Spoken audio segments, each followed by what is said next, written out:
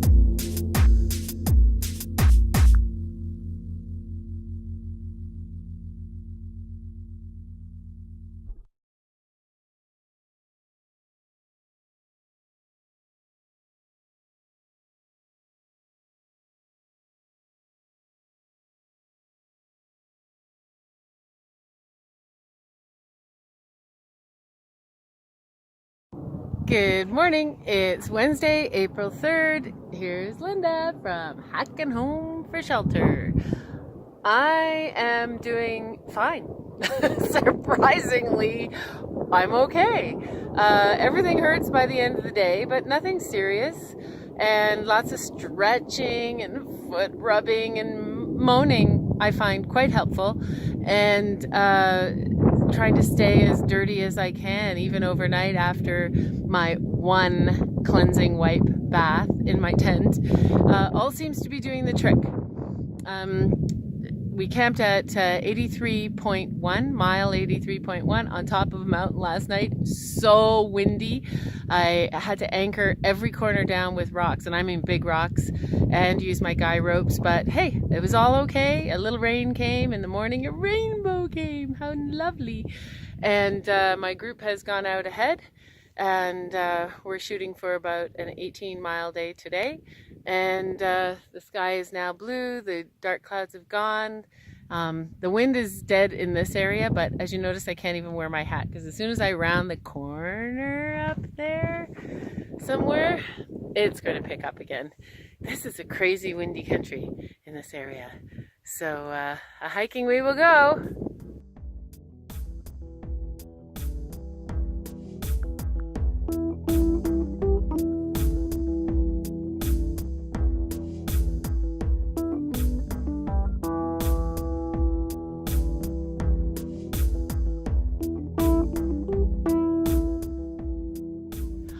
Now this is what I call a water cache. Woohoo! Right, Renee? We're thirsty hikers, and we've been waiting about, how long? 7 miles for this? Yeah, budgeting our water for the last 24 hours.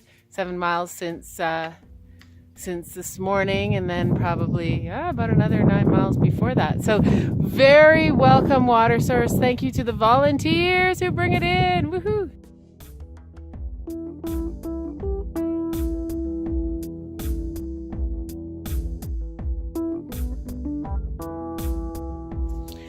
So my first solo night on the trail. There's my tent. And here's where I'm gonna cook my supper. And here's what I'm having. Yum! Might just add some ramen noodles because that's what we do on the trail. Ramen goes with everything. So just trying to put a bit of distance between the food prep area and my tent. But look at this, seriously. I mean, oh, I am so lucky. And a tiny bit nervous about being the only one here in this spot. But in this area, there are only single sites along the trail, and they're all about half a mile apart, and there really just isn't a level spot.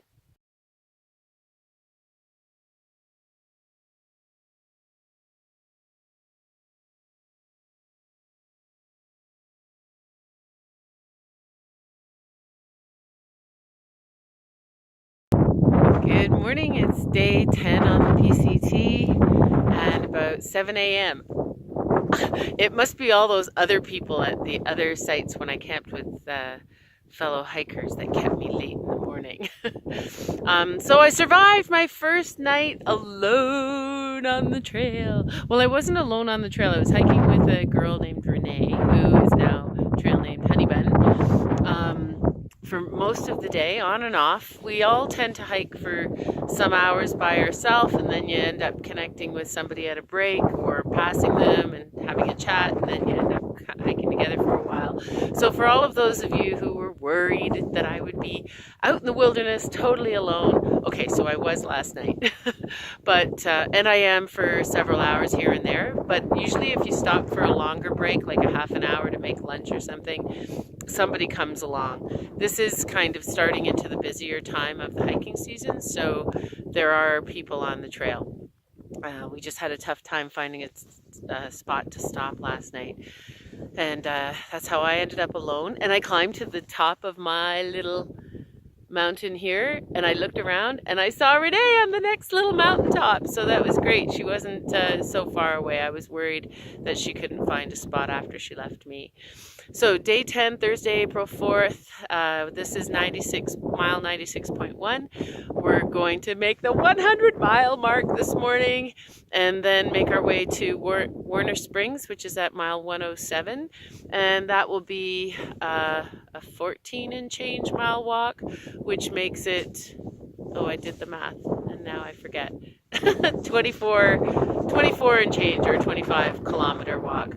I need to hurry because I kind of have run out of food. And don't worry, I won't starve. I had chicken and rice this morning for breakfast because I was done with my oatmeal.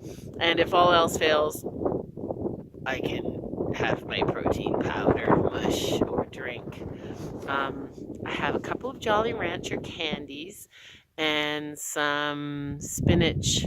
Not spinach, but you know those dry seaweed sheets? I cut those into squares, and they're salty. They're